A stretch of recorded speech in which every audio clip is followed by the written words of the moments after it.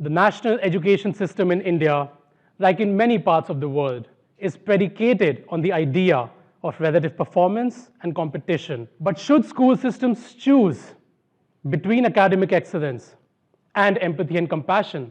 All children are born with empathy and compassion.